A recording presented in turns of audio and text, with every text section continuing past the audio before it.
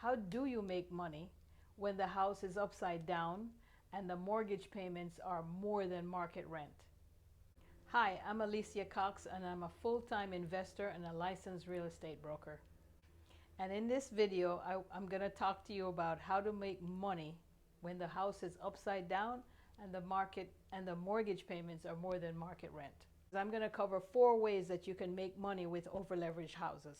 So the first way, we're going to look at how you can change the mortgage. Yes, you heard me. Change the mortgage. Let's look at an example. Okay, in this example, we have a beautiful 3-bedroom, 2-bath house.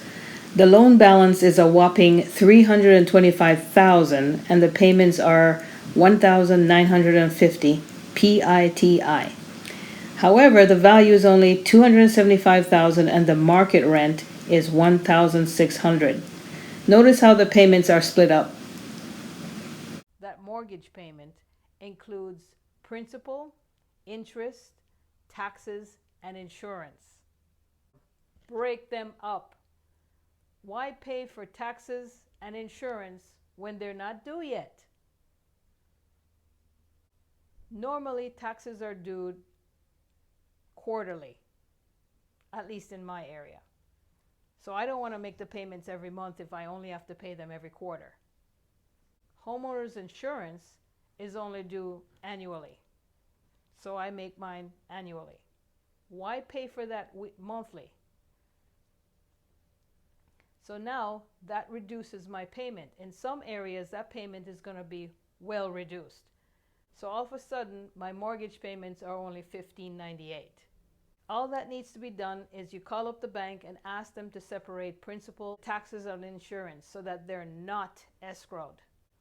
The second way I'm going to discuss is to get a loan modification, where the bank agrees to temporarily or permanently adjust the mortgage payments to be less. Generally speaking, in my experience, the banks are willing to do a loan modification for a property that is over leveraged. Our third option has to do with the exit strategy, where our buyer will be required to buy only after 3 years.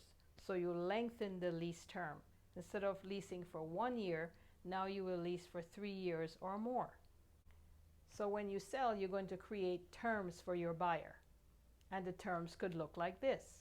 And so your buyer's terms will be sales price $345,000, lease price $2,000 per month with 3% option deposit.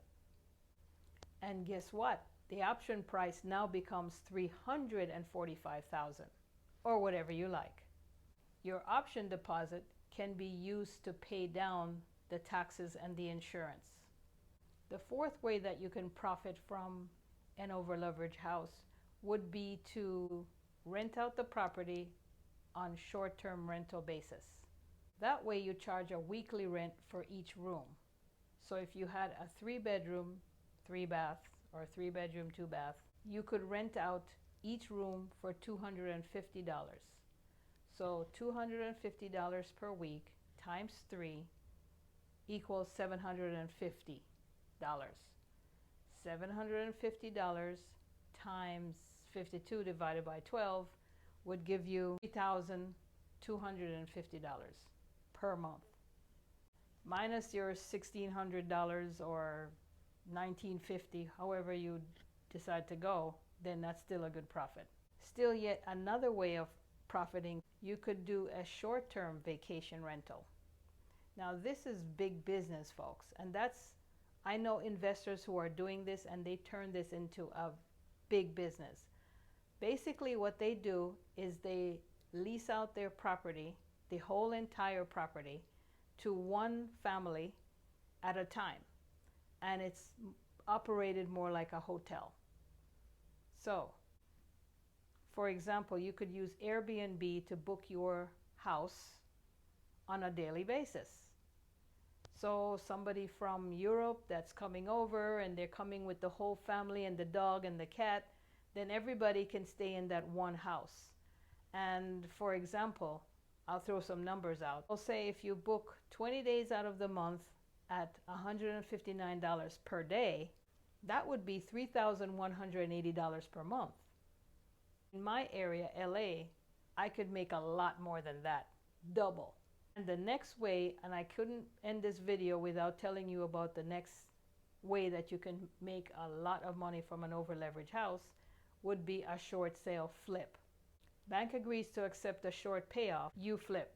So in a mortgage balance of $325,000, where the market value is only $275,000, in my case, I would discount, and later I would flip it for somewhere around $280,000 for a nice $20,000 or $30,000 profit.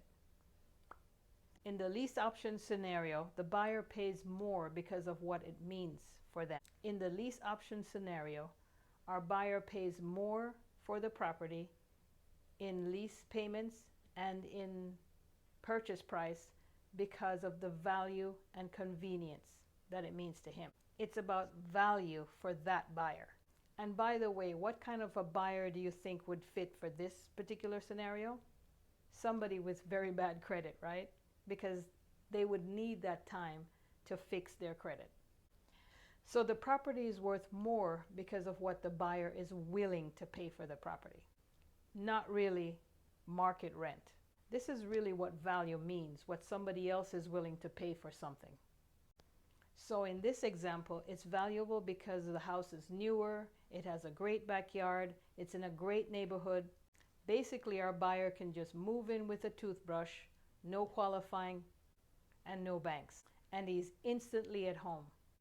He gets to live in his home without a permanent commitment because he has an option to buy. He does not have to buy. He does not have to buy at the end of the lease. A good example would be getting a car with bad credit. Everybody else is getting a lower payment, but you have to pay more because you know you expect to pay more.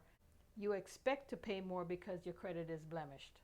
In summary, we can make a profit from over-leveraged properties through changing the mortgage, either through a loan modification or breaking up the payments so that they are not escrowed.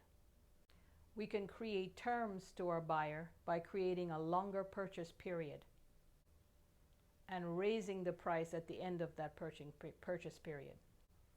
We looked at how you can change the use of the property by renting on a short-term basis, whether through weekly room rentals or by using the property like a vacation rental. Finally, we looked at short sale flips. Remember to check out mycashflowuniversity.com for this and other techniques. And if you have any questions, please leave them in the comment box below and I will try to help. Remember to subscribe so that you can get more videos like this in the future. Thanks for watching. Until next time.